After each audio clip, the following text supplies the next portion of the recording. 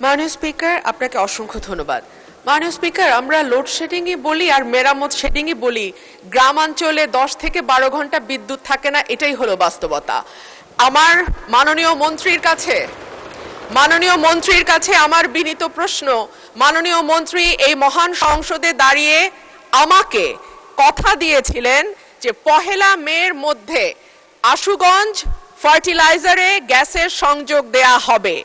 এরপরে আরো 1 মাস 3-4 দিন পার হয়ে গেছে মাননীয় স্পিকার, এখনো আশুগঞ্জ ফার্টিলাইজারে গ্যাসের সংযোগ আমরা পাইনি। গ্যাসের সংযোগ আছে, গ্যাসের সাপ্লাই আমরা পাইনি। মাননীয় মন্ত্রী কি দয়া করে বলবেন যে আশুগঞ্জে আমরা কবে গ্যাসটি পাবো? ধন্যবাদ মাননীয় স্পিকার। মাননীয় মন্ত্রী। মাননীয় স্পিকার,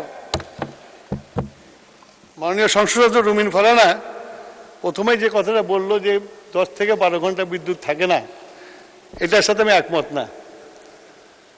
উনি বিদ্যুৎ ছাড়ছেন, আবার ওনার ফার্টিলাইজার ফ্যাক্টরি তো চালাতে বলছেন।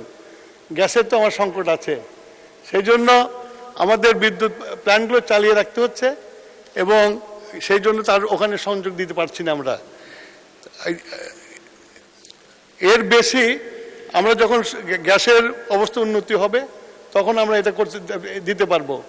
আর 2 নম্বর হলো যে গত 17 বছরে কোনোদিন ড্রিলিং করা হয় নাই, আমরা এই প্রথম এসে ড্রিলিং শুরু করেছি। আমরা আশা করি ইনশাল্লাহ আমরা গ্যাস পাবো। গ্যাস পাওয়ার পরে আশুগঞ্জ ফার্টিলাইজার, যত ফার্টিলাইজার ফ্যাক্টরি আছে সব ফার্টিলাইজারে আমরা সংযোগ দিতে পারবো। ধন্যবাদ স্যার। মাননীয় মন্ত্রী, আপনি কিন্তু সংসদে বলেছিলেন 1 তারিখ থেকে গ্যাস যাবে, সেটি বোধহয় পাওয়া যায়নি। তো সংসদে যে প্রতিশ্রুতি দেবেন সেটা ড্রিলিং বা অন্যান্য যাবতীয় আনুষঙ্গিক বিষয় স্টাডি করে তারপরে সংসদে প্রতিশ্রুতি দেবেন। ধন্যবাদ।